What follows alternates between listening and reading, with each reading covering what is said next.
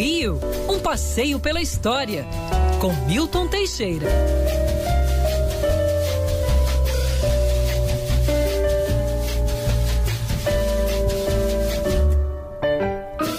Chega, me acalma, professor Milton Teixeira, quando a gente toca esse pianinho maravilhoso, porque eu já sei que tem muita história pela frente. Bom dia, professor. Bom dia, gatinha. Bom dia, Zé do Zé. Bom dia, família Band.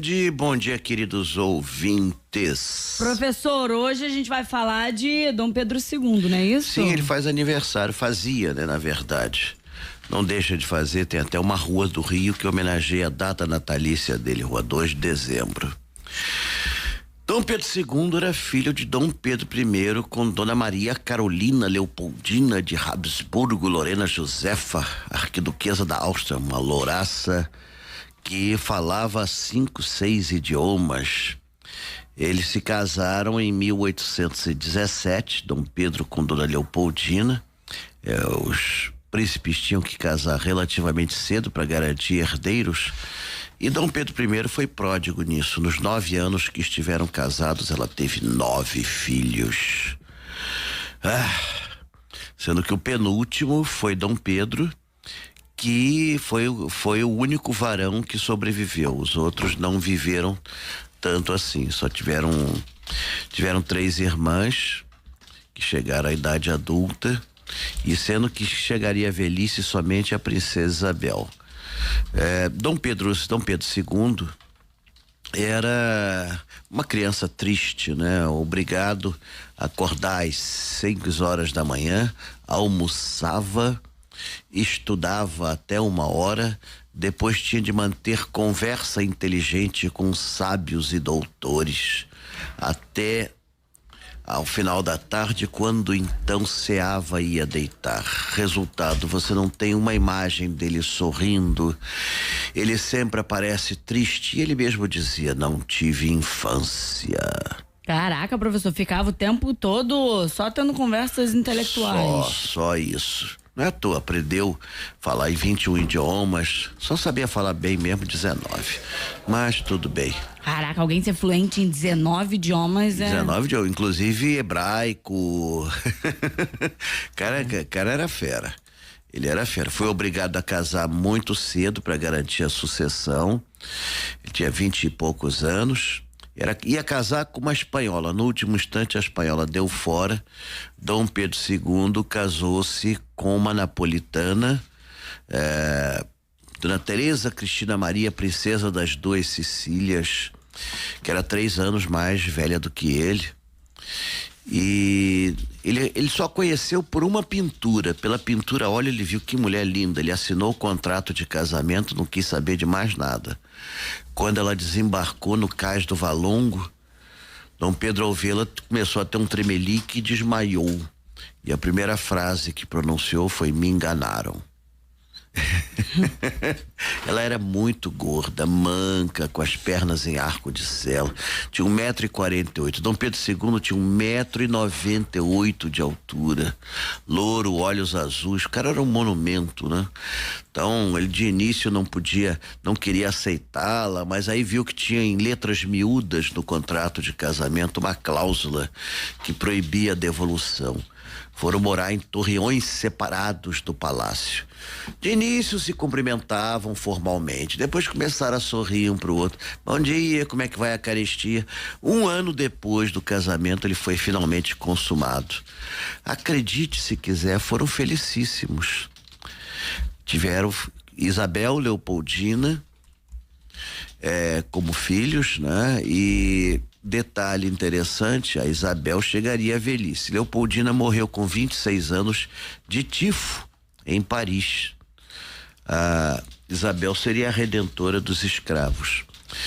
E Dom Pedro também puxou um pouco do pai, né? O pai teve 30 filhos fora do casamento. Dom Pedro II também pulava a cerca de vez em quando, mas sempre voltava para Dona Teresa Cristina. Aliás, quando ela morreu antes dele, morreu já no exílio, no Porto, em Portugal. Ele disse que não tinha mais nenhum motivo para viver, porque seu único motivo jazia inerte à sua frente. Em quase 50 anos de governo, Dom Pedro II não aumentou o próprio salário e o que ganhava distribuía em caridade. Não fez um preso político, não impôs uma censura à imprensa, não assinou uma pena de morte. Dom Pedro II recebia imigrantes de todas as nações, inclusive judeus que eram perseguidos na Europa. Ele permitia que se estabelecessem no Brasil. Você tem até hoje aqui em Botafogo, na rua Rodrigo de Brito, a sinagoga Shel Gemilut Hassadim, formada por judeus vindos da época de Dom Pedro II. Os alemães estavam já atrás os prussianos estavam já aprontando com os judeus. Eles vieram para cá onde tinham total liberdade. Aliás, o imperador falava hebraico perfeitamente. Viajou 2 vezes à Europa, era mais conhecido como cidadão do que como imperador, usava roupas comuns, recusava qualquer luxo. Sua primeira comitiva de viagem tinha 6 membros, tudo pago do bolso dele, igualzinho hoje em dia. Então, Dom Pedro II morreu no exílio, em Paris, aos 66 anos, de pneumonia, e doou sua biblioteca, a Biblioteca Nacional, o Instituto Histórico e ao Museu Nacional. Pediu para ser enterrado com terra do Brasil, porque ele queria repousar sobre terra brasileira. E é interessante, né? Esse homem notável, avançado para sua época, um dos grandes homens do mundo, ele infelizmente parou no tempo. Depois de uma certa idade ele parou no tempo e houve uma série de insatisfações que levaram à proclamação da República. Quando ele recebeu o telegrama, estava em Petrópolis, onde nós vamos estar amanhã, e ele disse: que bom, não me querem como imperador, vou ser professor. Ô professor, já que você citou nosso passeio para Petrópolis amanhã, vamos falar de passeio? Vamos, o último foi maravilhoso lá em Petrópolis, só choveu assim mesmo no final, mas deu para fazer tudo o que estava previsto. Olha, o Quitandinha está lindo, o Sesc fez um trabalho maravilhoso, montou a maior árvore de Natal de Petrópolis com 30 metros de altura, montou uma tirolesa com 150 metros em cima do lago, e nós vamos sair amanhã do Sesc, ali no centro da cidade, na Graça Aranha, o antigo restaurante que tinha ali, Caravela do Sesc, quase esquina da Almirante Barroso. Vamos sair às 9 horas da manhã, por favor, não se atrasem, cheguem 8h30, feita a chamada. Se se atrasar vai ficar para trás, né? Exatamente. Não posso recomendar que pessoas que não conseguiram se inscrever apareçam. No último passeio, por acaso, apareceram 11, deu para acomodar 10. Ficou uma pessoa de fora. Senão ia ter que ocupar o vaso sanitário, ia ser muito chato. Não ia dar. Bom, não ia dar certo. Mas foi tudo bem, nós fomos lá no Alemão, depois tivemos o nosso almoço no bistrô do Quitandinha e depois tivemos um city tour por Petrópolis, onde visitamos a catedral. Depois de visitar a catedral, aí quando já era hora de voltar, desabou o céu.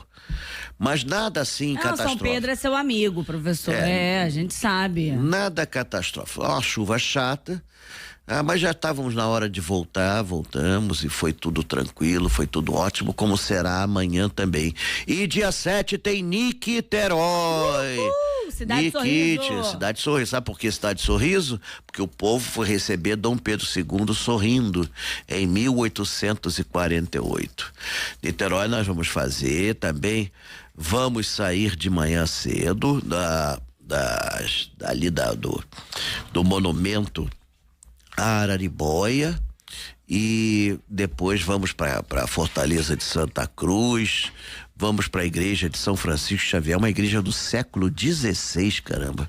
A igreja de São Domingos, onde Dom João fazia suas orações. Vamos ver um pouco do caminho Niemeyer.